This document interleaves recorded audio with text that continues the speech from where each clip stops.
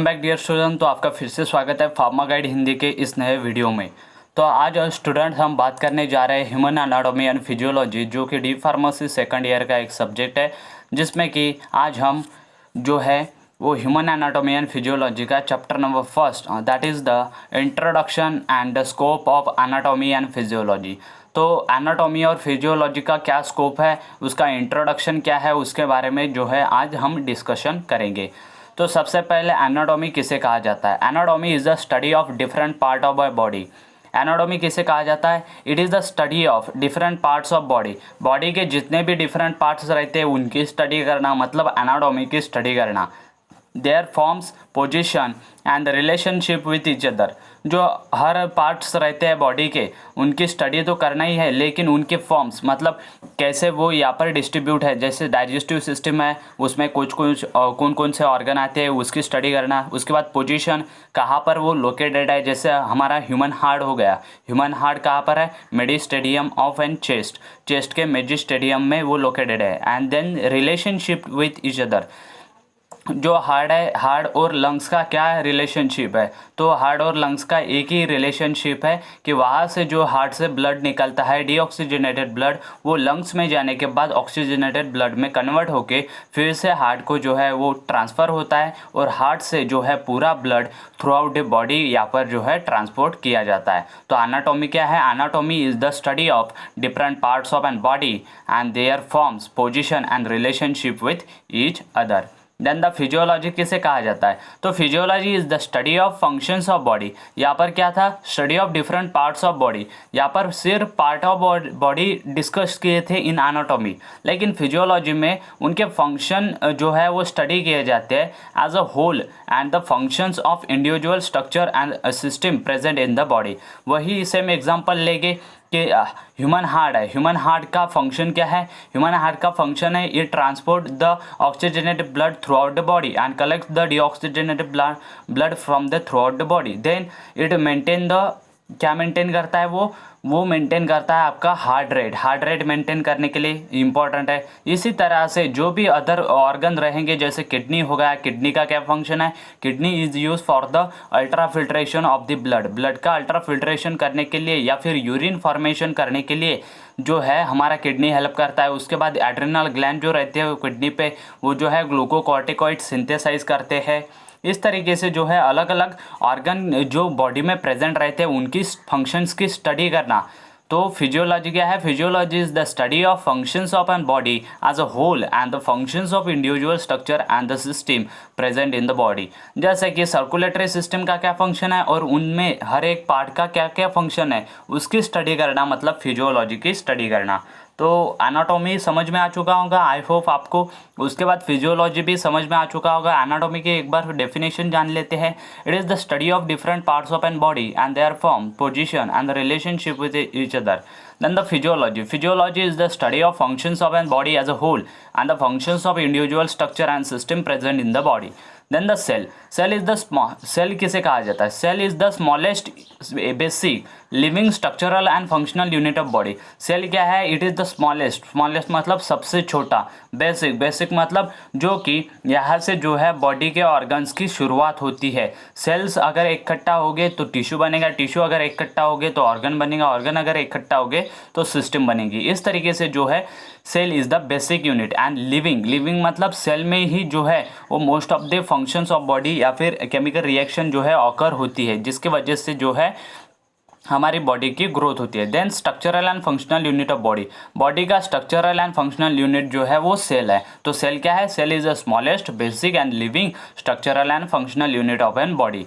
Then tissue. Tissue किसे कहा जाता है? A group of cell having the similar physical character performing the same specialise function. तो इस तरीके के ग्रुप ऑफ सेल्स मैंने पहले ही बताया। सेल क्या है? Cell is basic unit. तो सेल अगर सेल बाय सेल एक इकट्ठा हो गए और उन्होंने ग्रुप बना लिया ऑफ दिस सेल्स, तो उसे ही हम having the similar physical character performing the same specialise function, इस तरीके के सेल्स जो कि इकट्ठा हो गए, लेकिन उनमें जो है उनका फिजिकल कैरेक्टर मतलब शेप साइज जो भी रहेगा उसका वो सेम है, उसके बाद वो फंक्शन भी सेम करते हैं। इस तरीके के ग्रुप ऑफ सेल्स को क्या बोलते हैं हम? टिश्यू। तो टिश्यू क्या है? A group of cells having the similar physical character performing the same specialised function are known as cell.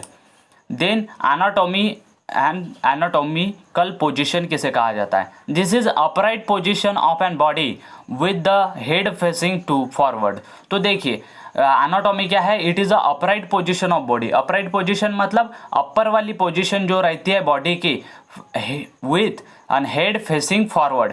Head जो है हेड के तरफ जाते हैं। The arms at the sides of the palm, sides with the palm of the hand facing forward and feet together. तो देखिए anatomical position किसे कहा जाता है? एनाटॉमिकल पोजीशन जो आपका चेस्ट है वहाँ से अगर ऊपर जाएंगे तो ऊपर वाली जो टूवर्ड्स फेस होगी वो अपराइट पोजीशन होगी और टूवर्ड्स फीट होगी वो डाउनवर्ड पोजीशन होगी। Then proximal end, proximal end किसे कहा जाता है? It means a part of structure nearest to the given point. तो प्रॉक्सिमल एंड क्या है? It is the main part of an structure nearest to the given point. Given point मतलब हमने एक कंसिडर किया पॉइंट, अगर हमारा शोल्डर है तो शोल्डर का एल्बो जो रहेगा उसे हमने कंसिडर किया, और जो हमारा पाल्म है मतलब जो उंगलियां है हमारी वो क्या रहेगा? फिर डिस्टल एंड रहेगा। तो प्रॉक्सिमल एंड किसे कहेंगे? हम जहाँ से शुरुआत हमने की उसे प्रॉक्सिमल एंड कहेंगे, structure nearest to the given point. And distal end किसे कहेंगे? It is the mean of the means the part of structure away from the given point से away. Then median and medial axis, the structure situated actually on the axis is known as median. तो अगर एक body है, body को अगर straight रखेंगे और उसके बीचों बीच से अगर हमने जो है वो एक लाइन खींच दी तो बॉडी के दो टुकड़े हो जाएंगे। तो दो टुकड़े होके मतलब बॉडी जिस लाइन से सिमिलरली बढ़ जाएंगे उसको हम एक्सिस कहेंगे, बॉडी का एक्सिस। देन या फिर मीडियन भी कहा जा सकता है। Then longitudinal, a line along और parallel to the axis is known as longitudinal. जो मीडियन या फिर एक्सिस हमने खींचा है उसकी सरीकी अगर दूसरी लाइन खींची तो उसे हम लॉन्जिट्यूडिनल बुला सकते हैं। Then lateral, it means the position present at the site of axis. तो लैटरल किसे बुला सकते हैं? अगर लैटरल स्ट्रक्चर ऑफ हार्ट मतलब पीछे वाला स्ट्रक्चर जो हमने एक्सिस खींचा है वो एक्सिस हमने अगर पिछले साइड से देखा तो पिछले साइड से कैसे दिखेगा या फिर बाएं साइड से कैसे दिखेगा तो उसको हम लैटरल पोजिशन कह सकते हैं। Then transfer, a line crossing at the right angle to the axis is known as transfer.